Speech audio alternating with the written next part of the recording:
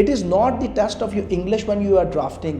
It is actually test of your legal knowledge. The more legal knowledge you have, the better lawyer and the better drafter you become. One fit all size doesn't work for litigation. If you're new to the profession and follow this suggested outline which you can change based on your circumstances. You can start off with the recitals, narrate your facts in a narrative style. Sir, regarding font style and size, क्या पाकिस्तान में कोई set pattern है? Everybody makes mistakes. This could be the wrong case law, this could be the citation problem, page numbers. Plaint के अलावा भी क्या और documents होते हैं जो हमने attach करने होते हैं? I do not build the case. I do not construct the reality. Assalamu alaikum and welcome to WST Talks. I am Advocate Daim Qazi from WST LAW. Practice series की episode 3 के part 1 में हमने legal drafting के बारे में सीखा था। हमने सीखा था कि हम कैसे मुख्तलिफ लीगल डॉक्यूमेंट्स तैयार कर सकते हैं। आज की ये वीडियो स्पेसिफिकली प्लेंट के ड्राफ्ट करने के बारे में है। आज का टॉपिक मेरा फेवरेट टॉपिक है और इसमें हमारी रहनुमाई करने के लिए मौजूद है barrister Waqas Tarar. Barrister Waqas has been trained in Australia for 15 years. He has championed legal drafting in his long career.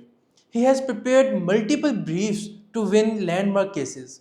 Sir, thank you so much for joining us. It's my pleasure, Daim, and thank you so much for having me again. Sir, before starting our topic, मुझे ये बताएं कि खुद legal drafting करना, खुद एक plaint को तैयार करना एक लॉयर के लिए कितना ज़रूरी है? Daim, I think that goes without saying.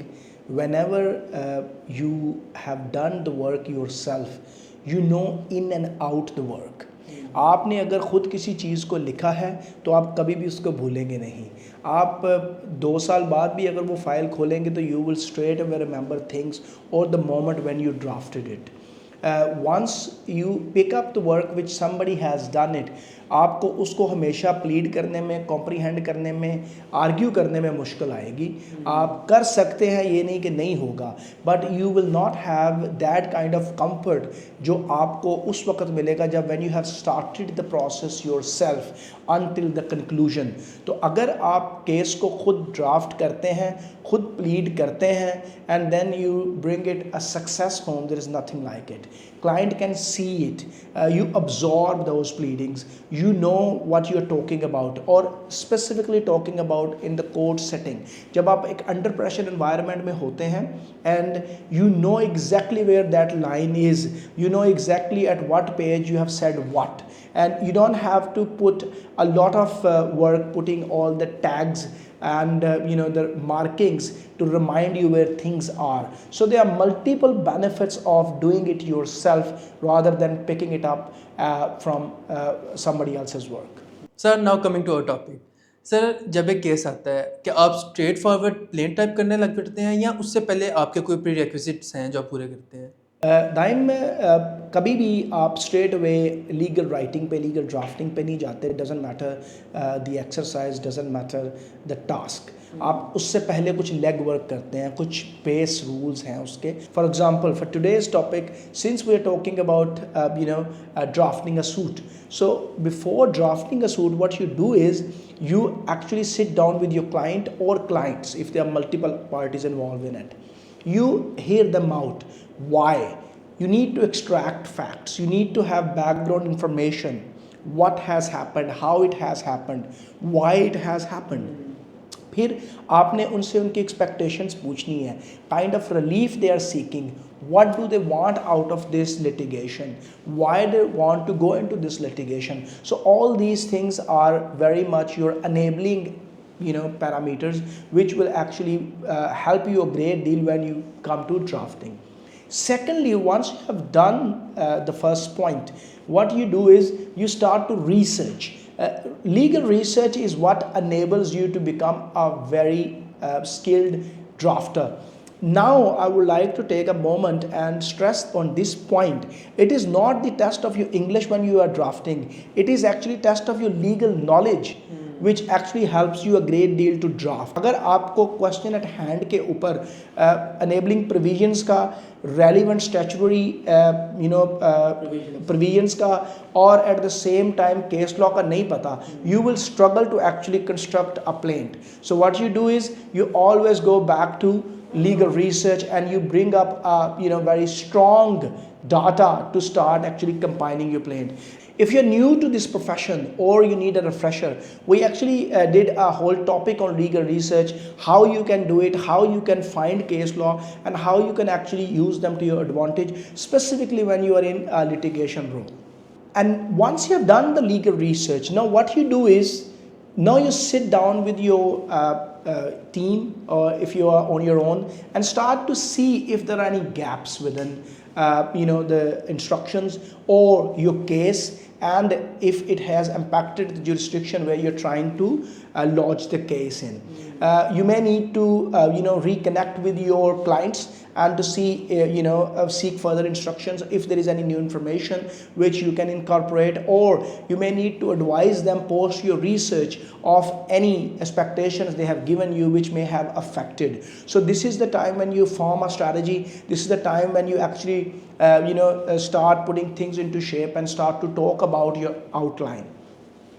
Sir when you have done with your prerequisites, उसके बाद आप प्लेन स्ट्रक्चर कैसे करते हैं? क्या आप कोई टेम्पलेट फॉलो करते हैं या अपनी जो प्रीवियस लिटिगेशंस होती हैं, प्रीवियस प्लेन्ट्स होते हैं, उनको आगे पॉपुलेट करते हैं?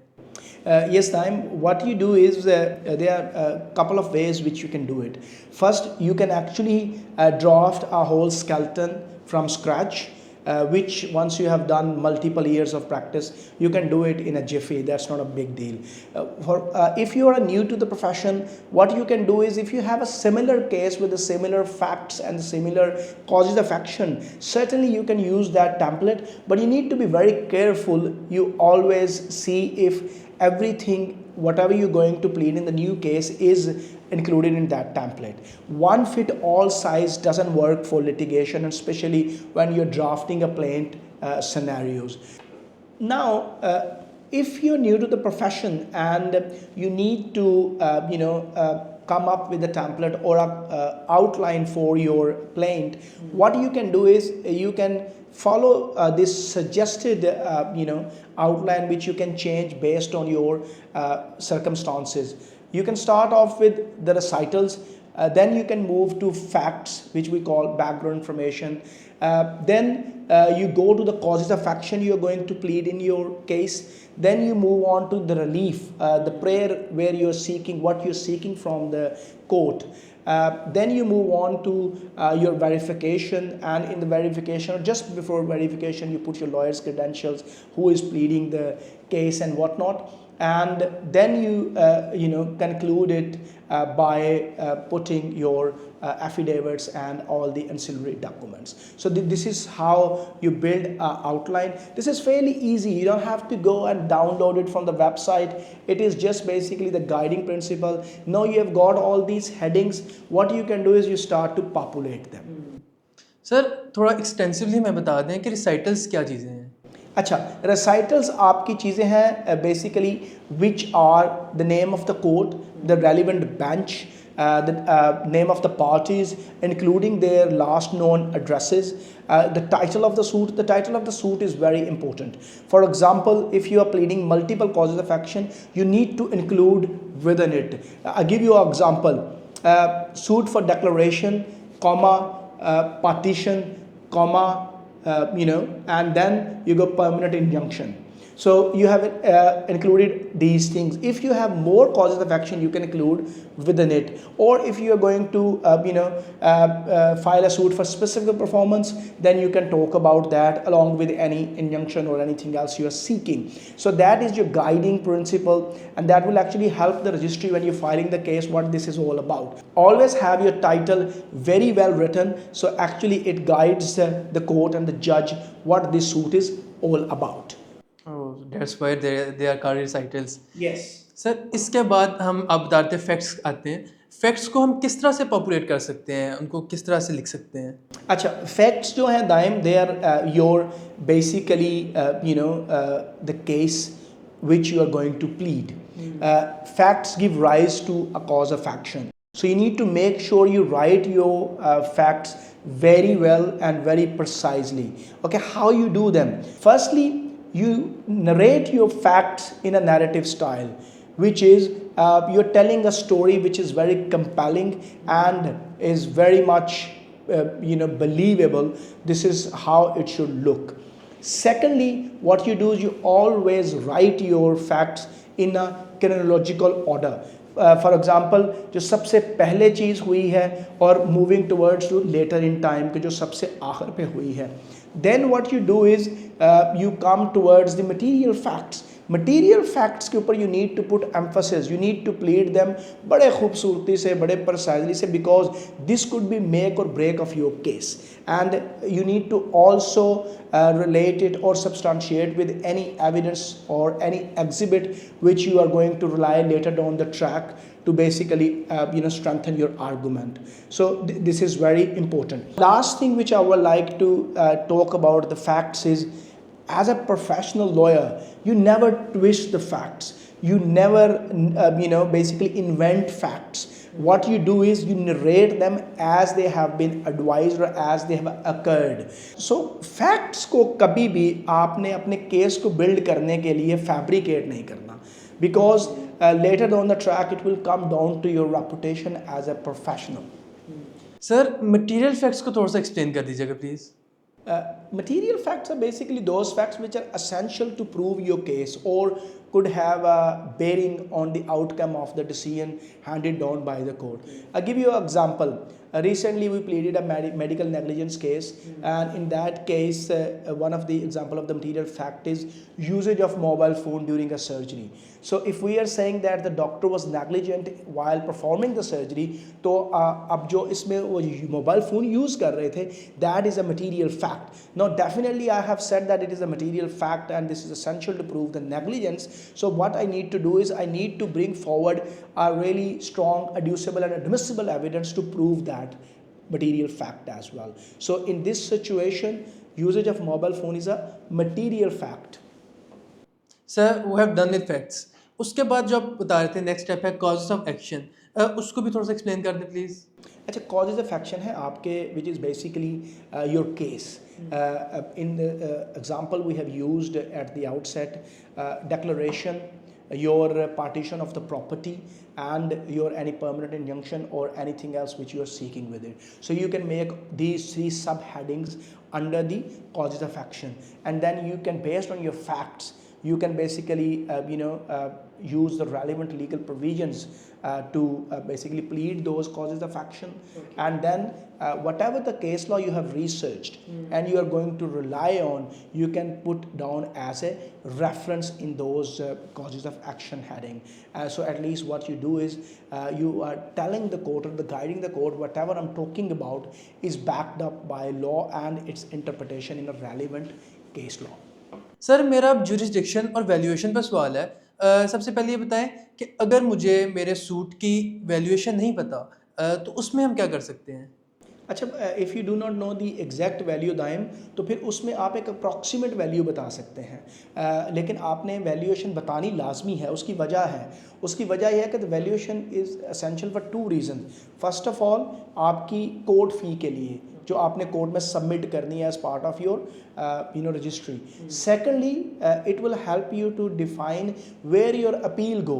जब आपका केस एक कोर्ट से डिसाइड हो जाता है तो देन आपके अपील राइट्स उस वैल्यूएशन से स्टेम करते हैं कि क्या वो बेसिकली सेशन कोर्ट के पास जाएगा या वो फिर वहाँ से बेसिकली जो है हाई कोर्ट सीधा चला जाएगा. So that is why the valuation is necessary. ठीक है, तो इसलिए आपने उसको एक अप्रॉक्सीमेट वैल्यू है वो आपने बतानी है. But what you can do is you can also narrate in the plaint that court can decide the actual value of the suit once it becomes once it determined by the independent sources or once the books are reduced or जो भी what not, लेकिन आप उसमें उसको denote कर सकते हैं. और सर वैल्यूएशन क्या मैक्सिमम करना फ़ायदेमंद रहता है या मिनिमम करना? अच्छा, उसमें कोई ऐसा मैक्सिमम या मिनिमम का कोई ऐसा रूल नहीं है. Basically if you know your suit is big and you basically know the approximate value and you are going to submit the maximum court fee, that is the maximum, and the lower is approximation for the purposes of court fee.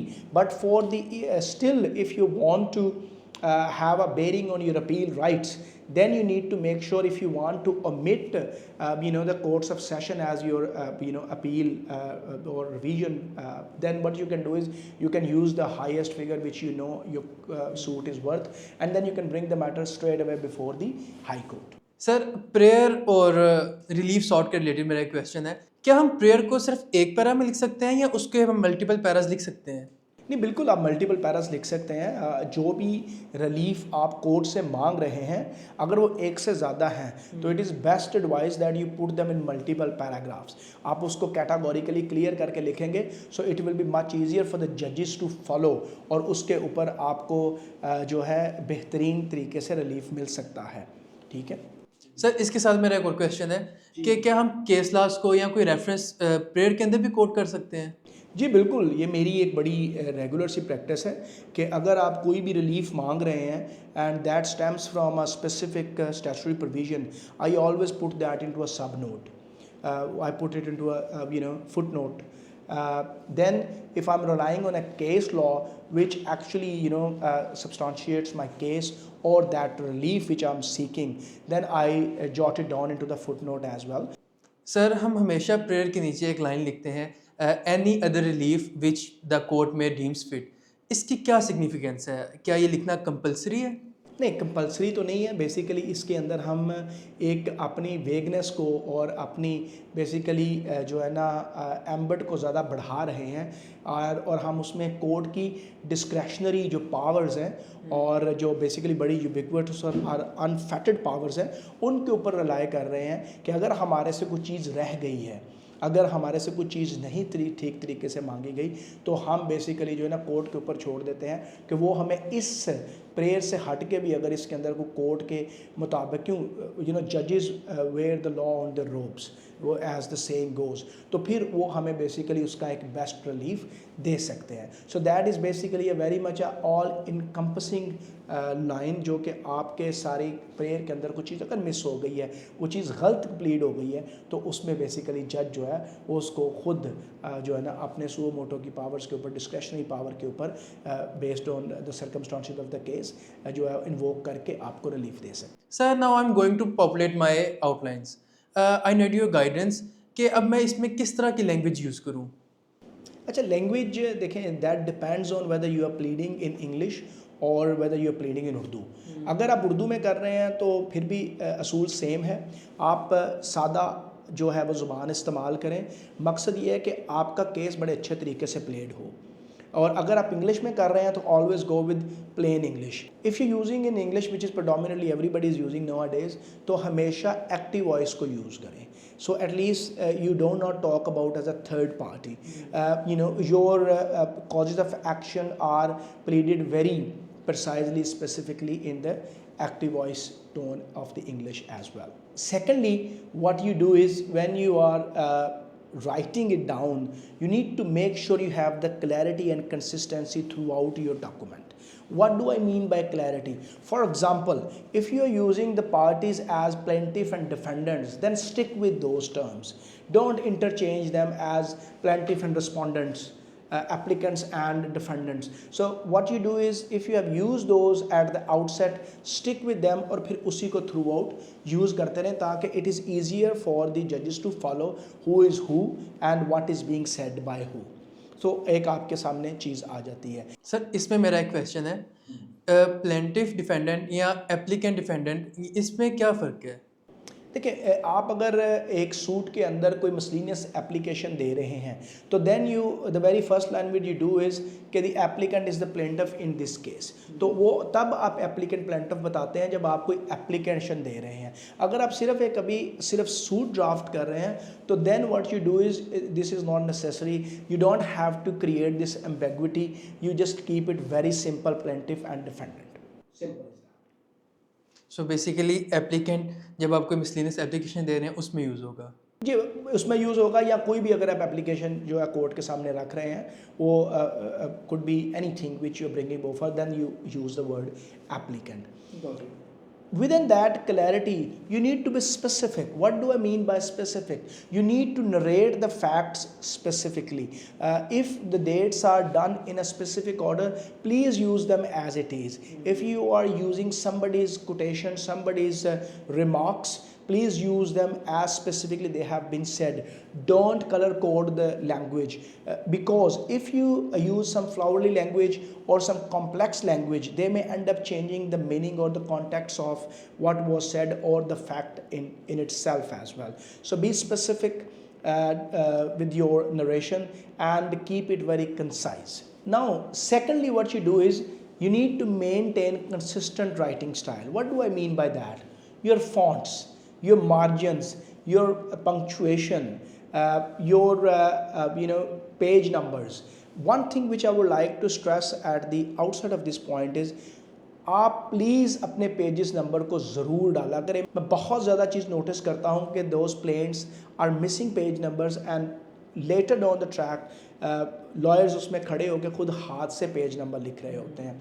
So what you do is always put page numbers on each page. What you can do is always put page numbers on the top and the bottom of the page of your plaint, so it is easier for the judge to follow either by looking at the top and the bottom when you're arguing the case. This is going to be a great help. You would know once you go into litigation role and it becomes your practice that this is a godsend those page numbers could become.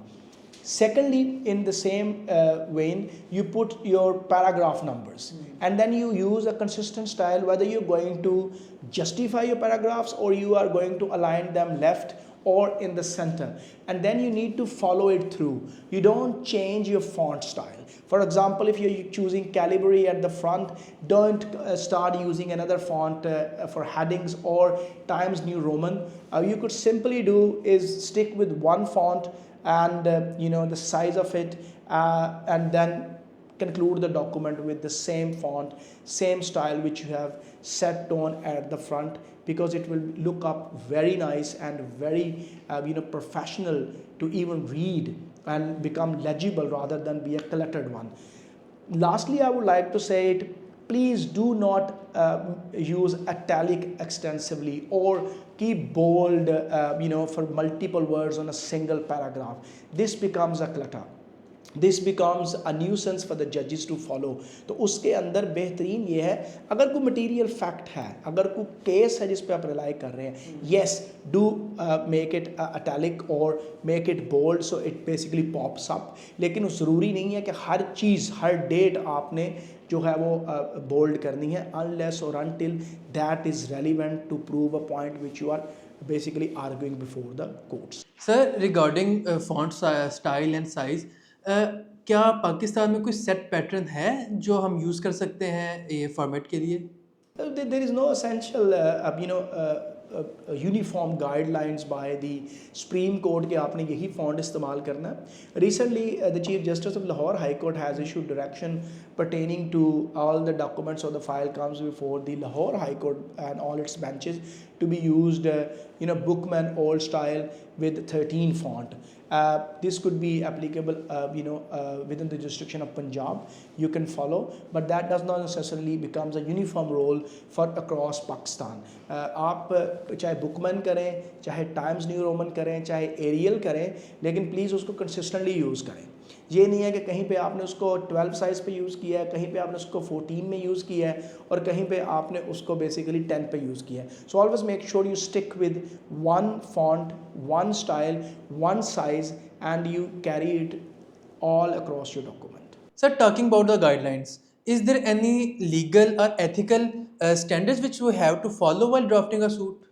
Yes, certainly. For example, if you're filing a civil suit, आपके पास बिल्कुल CPC के civil procedure की जो है ना आपके पास orders हैं, for example आप ऑर्डर 1 है, ऑर्डर 2 है, ऑर्डर 6 है, these are very relevant amongst other which you have to follow while drafting a plaint or pleadings. तो बिल्कुल उसमें उसकी गाइडलाइंस है, what should go in it, what should not go in it and how it should go in it, कि उसमें क्या क्या चीज़ें होनी चाहिए, लाजमी होनी चाहिए। और ये जितनी चीज़ें हमने बात की है, फॉर एग्जांपल jurisdiction की, वैल्यूएशन की, आपकी पार्टीज़ की, they all come from the CPC relevant orders which I have just given you the numbers. इसी तरह हमारे पास ethical standards हैं. What do I mean by ethical standards? I have already said it. My ethical and professional ambit is I do not build the case. I do not construct the reality. I do not fabricate the facts. I do not mislead the court in my pleadings. What do? I narrate the facts as they have been narrated to me. I adduce the evidence as it has been provided to me.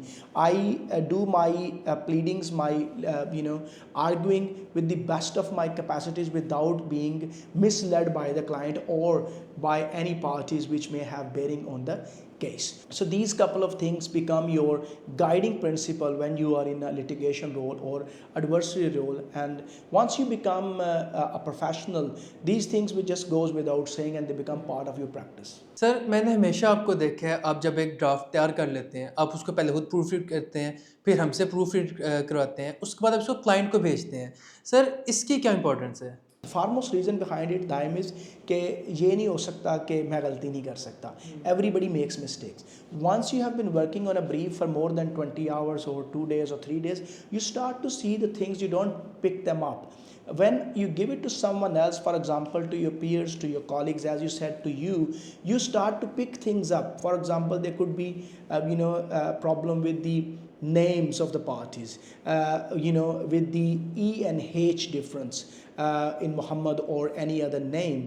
This could be the overemphasis on the italics I have used. This could be typos in my document. This could be the wrong case law. This could be the citation problem, page numbers, paragraphs being out. So all these things would have to be picked up.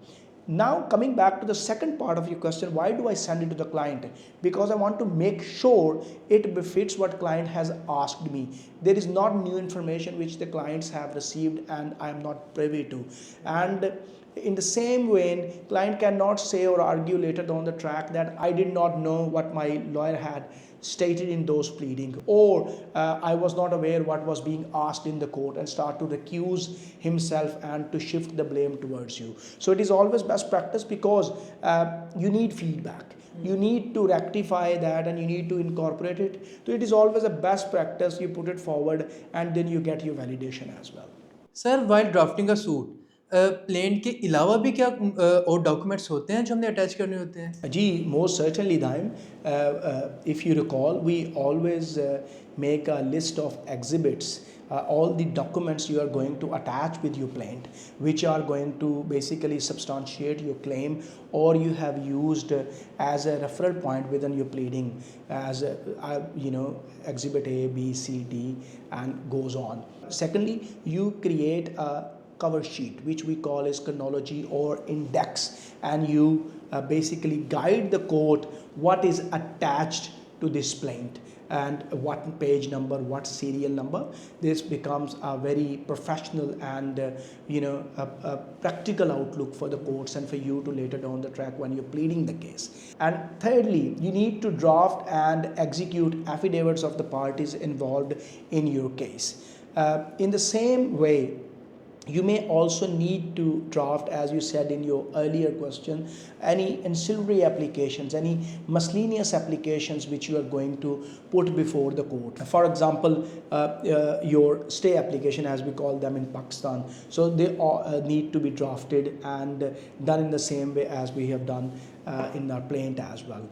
So this depends on the circumstances and the facts of the case, but these will ancillary documents needs to be prepared and attached with your plaint to become a proper suit. Sir affidavit क्या हर plaint के साथ use होता है? Not necessarily, but you need to put affidavit effectively with all the applications you put forward before the courts. This is when it becomes mandatory. For example, if you are bringing in an interlocutory application, yes, you need to file an affidavit. Lastly, what you do is you need to prepare for execution. You need to print the desired number of copies and documents which you are going to use for registry, and then subsequently you need to get them signed and notarized by the oath commissioner for it to be complete. Sir, at the end of our discussion, any words of wisdom for young listeners? अच्छा दाइम, इस topic के हवाले से जो मेरी इस पर राय है वो ये है, अपने इंग्लिश की महारत को और अपने लीगल नॉलेज की अंडरस्टैंडिंग के साथ कंफ्यूज मत करें। आपकी जो ड्राफ्टिंग है that is based on your legal knowledge. Yes, English help you, Urdu help you, उसकी ज़ुबान का इल्म होना आपको बयानिए में तो हेल्प कर सकता है, but it will not help you to actually define your causes of action, define who the parties are, define what is the reliance you are going to use in those specific circumstances. तो उसके लिए आपको research करना पड़ेगी, उसके लिए आपको अपनी फील्ड का जो है वो कमांड होना ज़रूरी है। तो I always recommend you as well and all other my colleagues as well, always become a better researcher to become a better litigation lawyer. These two things go hand in hand. The more legal knowledge you have, the better lawyer and the better drafter you become eventually. Sir, thank you so much for giving your precious time. It's my pleasure. आज की video में हमने सीखा है कि हम किस तरह से अपनी प्लेंट को अच्छे तरीके से तैयार कर सकते हैं और इसकी क्या वैल्यू है।